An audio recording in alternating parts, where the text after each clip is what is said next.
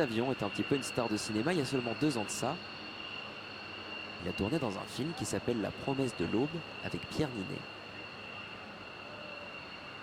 Alors promouvoir, faciliter et organiser la pratique de l'aviation et des différentes activités qui s'y rattachent, notamment par des opérations de découverte de l'aviation auprès du grand public, c'est également ça, l'amicale des avions anciens d'Albert.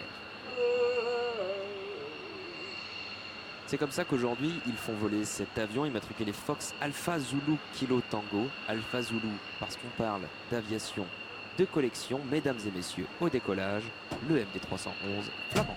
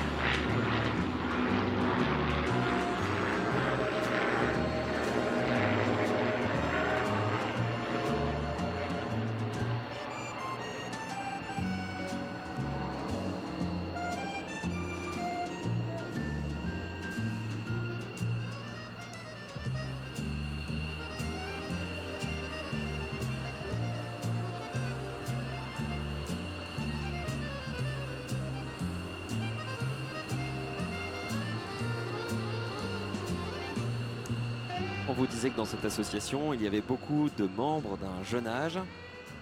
Eh bien, en 2010, on trouvait un jeune garçon qui avait 13 ans.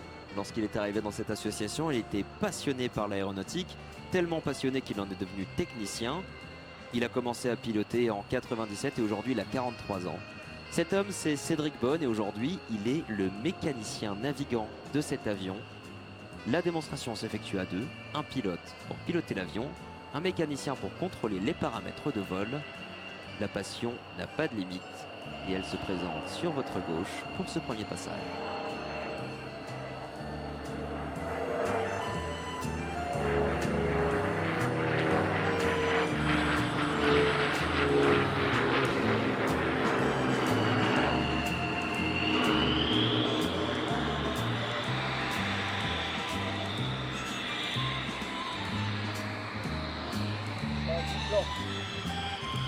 Des avions de formation pour les équipages de transport, des avions qui étaient donc parfois un petit peu malmenés par des élèves.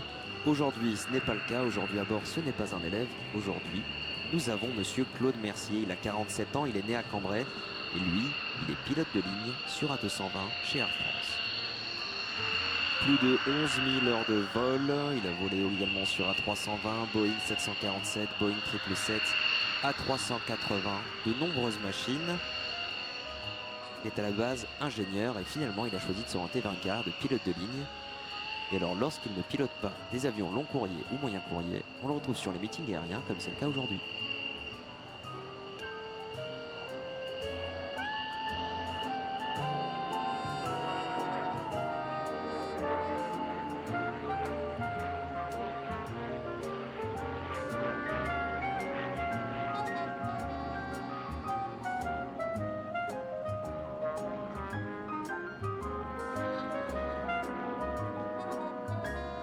Un avion dans lequel il n'y avait pas de chauffage, sauf à l'arrière, il y avait du génitrol. Et le génitrol, c'était tout simplement un réchaud qui produisait beaucoup plus de fumée que de chaleur et donc très rapidement on s'est arrêté. Et puis cet avion, quand il volait à l'étranger, quand il faisait dans les pays chauds, on mettait une grande bande blanche sur le toit pour essayer au moins de climatiser un peu cet avion qui est bardé de verrières. C'est le cas de celui que vous voyez.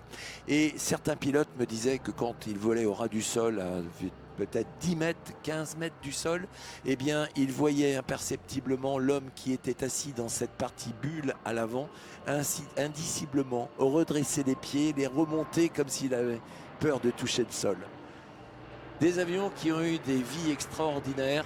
Un avion qui a été construit par un monsieur qui est revenu de Buchenwald, il s'appelle Marcel Dassault, et un génie de la construction aéronautique.